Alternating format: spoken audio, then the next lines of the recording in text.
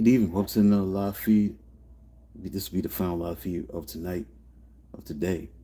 We have no live feeds, and a very slow day, but I was able to get one subscriber from the last video I did.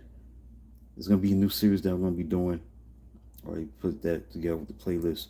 I did one on the 1991 Michigan Notre Dame matchup. Desmond Howard making that great catch. Go back on fourth down and one to win that game. Now, this one's going to be from 91. I remember this game very well. One of my favorite moments of all time as a fan of the Hurricanes of Miami winning. Um, Diving catch by, the Jerry Thomas missed field goal. Got my mind on the other live feed. Jerry Thomas missing that field goal from 34 yards.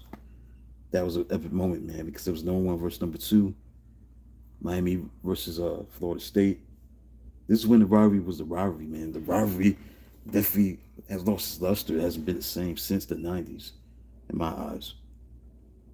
That matchup, Florida State versus Miami in 91, they were on a collision course. Miami just came off a two-loss season, not used to losing two games, lost to BYU and Notre Dame.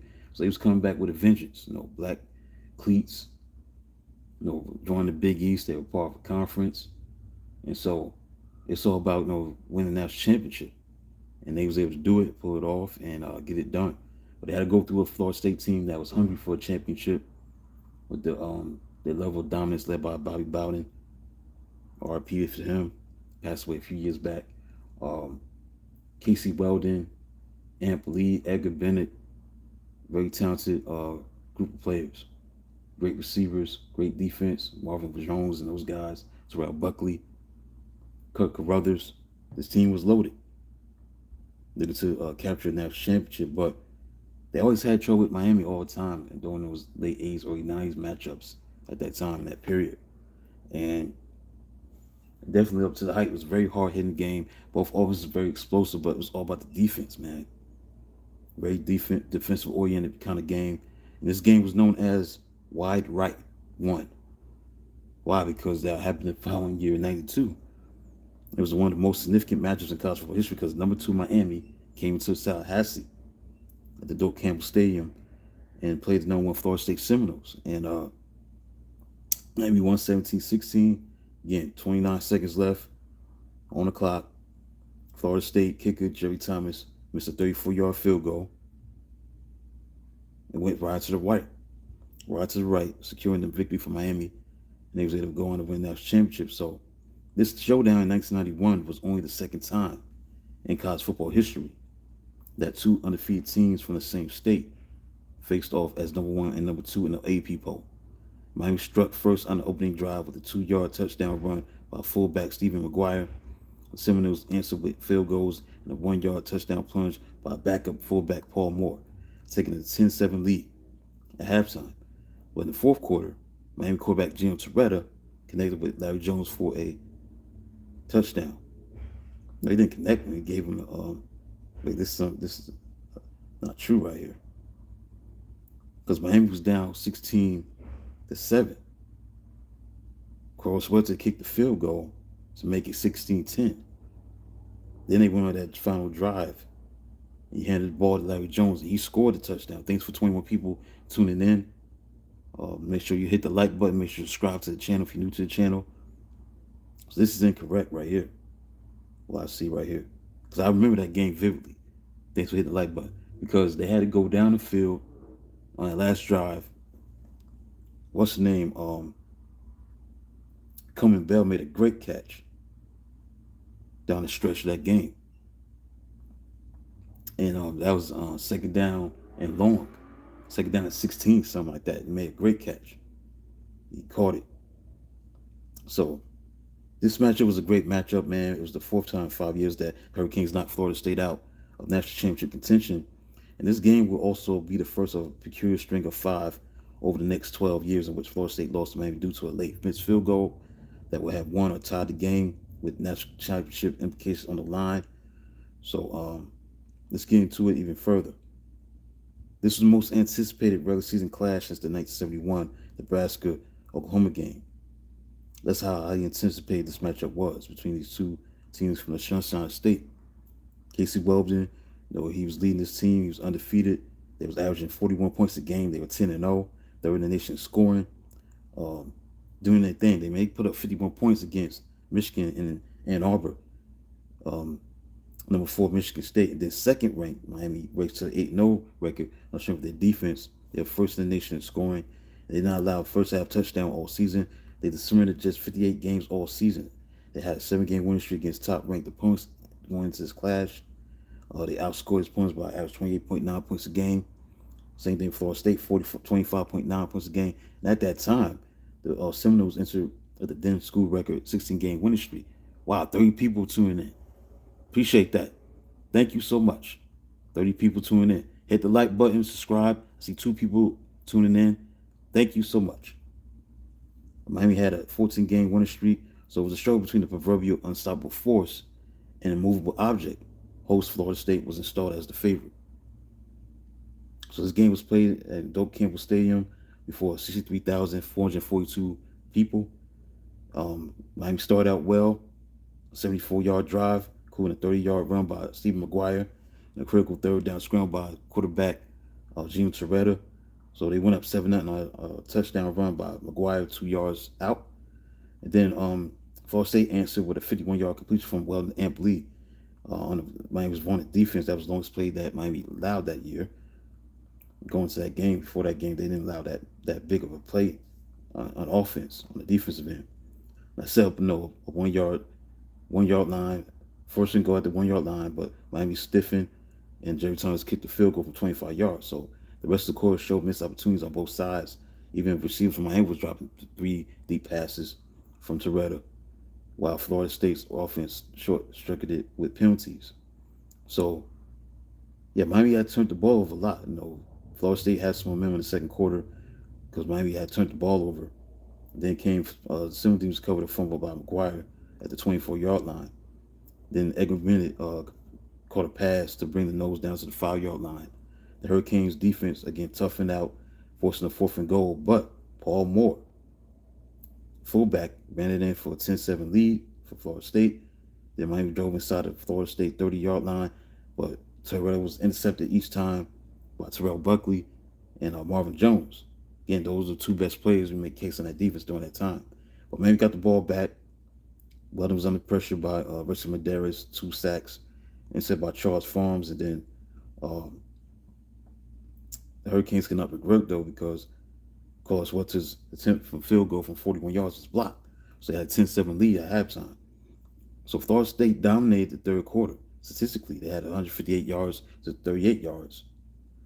They had the advantage. Time of possession, 10 minutes, 4 seconds, 4 minutes and 56 seconds, but they was able to convert into the points. Then Corey Francis, Miami linebacker, knocked the wind out of Weldon. He led the nose anyway, 58 yards on 13 plays in the first drive of the second half. So he drive down, didn't get a touchdown, but he had to self a field goal. Then Florida State embarked on an 11-play, 90-yard drive. They was doing their thing. They were playing Miami in the third quarter. They were doing their thing. Took a 16-7 lead. That's the thing about those games back in then. Miami always trailed by a lot at times in the fourth quarter, but they always found a way to come back and get it done in the fourth quarter. 16-7. Carlos Walters made the biggest field goal of that game, 45 yards on a 44-yard drive, 10 plays sequence. So they went up. Now Florida State was up 16-10 now. But the big play in this, the drive that led to them getting a touchdown to make it 17-16 was Gino Torretta on 2nd down at 16. He was able to complete a 22-yard pass to an outstretched Coleman Bell, bringing the Hurricanes to the 41-yard line of the Seminoles. Then here comes McGuire. He had 142 yards rushing. Ran the ball extremely well. Brought him inside the red zone. Then 4th down and 6. This is the biggest play of the game right here. Horace Copeland caught a big pass from Torretta. That was the only reception of the game, which is crazy because the ruthless posse, man, you had Lamar Thomas, Horace Copeland, Darryl Spencer, Kevin Williams, the guy down to the 3-yard line. First down, Miami. Then Larry Jones scored on 3rd down from the 1, put us up 17-16. 3:01 left to play.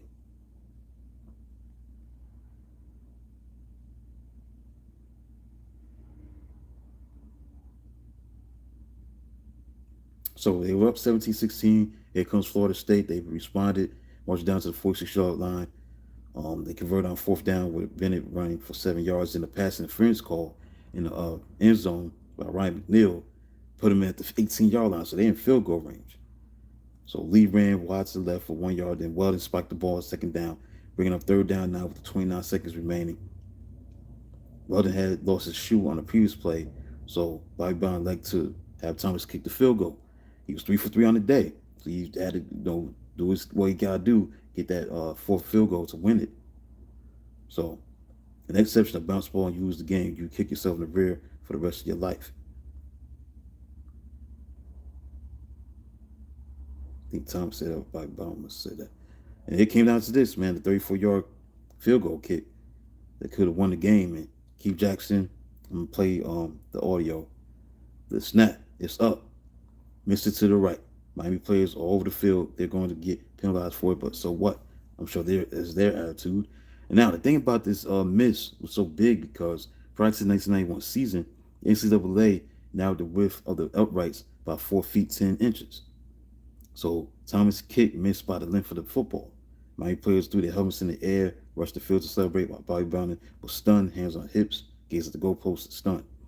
Then Terrell took the knee, point skyward, and that was it. He tossed the ball skyward, and that was it. Miami won the game. So that was a great, great game. One of the greatest games I've seen in my lifetime. Miami was able to go win the national championship for the fourth time during that span. They were a team in the 80s and they won one in the 90s. They beat Nebraska, shut them about 22-0. They did share the national championship with Washington Huskies, stuff like that. So I'm gonna play the call from the great Keith Jackson. I think he's the best I've seen for us, like, calling games. So I'm gonna play this call.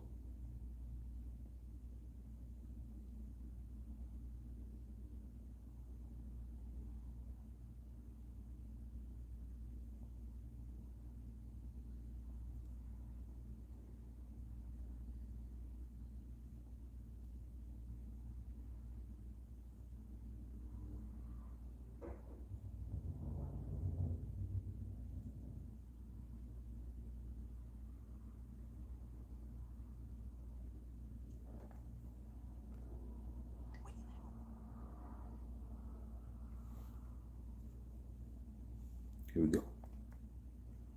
A 34-yard try, and this is for a win. This could be for a national championship.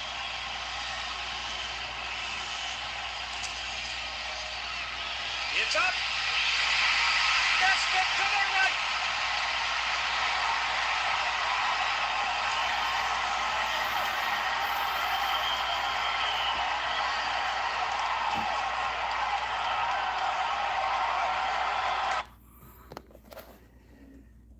Yep, that was a great call from Keith Jackson, man. One of the greatest ever. I think he's the greatest college football announcer I ever heard.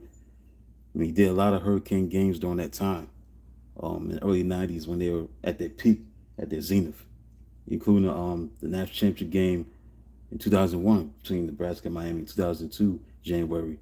And then he did the one in 2003 against Ohio State. So he always been around the Hurricanes when they were at their peak. And that was a great call, one of the great calls ever.